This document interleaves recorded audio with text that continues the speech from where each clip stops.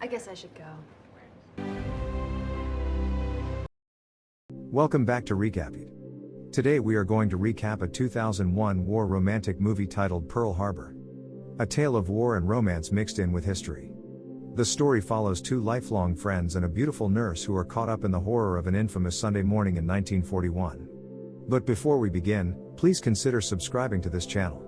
Now without wasting any further time, let's begin, shall we? In 1923 Tennessee, two best friends, Rafe and Danny, pretend to be soldiers fighting the German Empire in World War I in the back of an old biplane. Danny and Rafe are both first lieutenants under the command of Major Jimmy Doolittle in January 1941, with World War II raging. Rafe is informed that he has been accepted into the Eagle Squadron by Doolittle. Despite his dyslexia, a nurse named Evelyn passes Rafe's medical exam, and the two begin dating. 4 weeks later, Rafe and Evelyn, who are now deeply in love, enjoy a night of dancing at a nightclub and a cruise around New York Harbor in a borrowed police boat. Rafe surprises Evelyn by announcing his acceptance into the Eagle Squadron and his departure the next day. Rafe is shot down over the English Channel while on a mission to intercept a Luftwaffe bombing raid.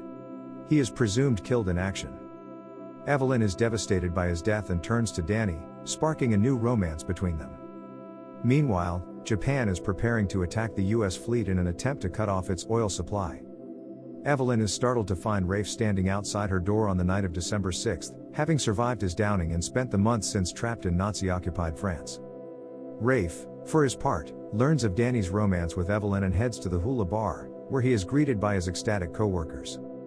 Danny approaches a drunken Rafe in the bar, intending to make things right, but the two fight. When the military police arrive at the bar, they drive away to avoid being put in the brig. They later pass out in Danny's car. The Imperial Japanese Navy launches an attack on Pearl Harbor the next morning, on December 7. The surprise attack causes significant damage to the U.S. Pacific Fleet, and most of the defending airfields are destroyed before fighters can be launched to defend the harbor. Rafe and Danny are able to escape in their P-40 fighter planes and shoot down several of the attacking planes. They later assist in the rescue of the crew of the sinking USS Arizona, but it is too late to save the crew of the capsized USS Oklahoma. The next day, President Franklin D. Roosevelt addresses the nation in his Day of Infamy speech, requesting that the U.S. Congress declare war on the Japanese Empire. The survivors attend a memorial service to pay tribute to the many people who died. Danny and Rafe are later assigned to a secret mission in the United States under the command of newly promoted Lieutenant Colonel Doolittle.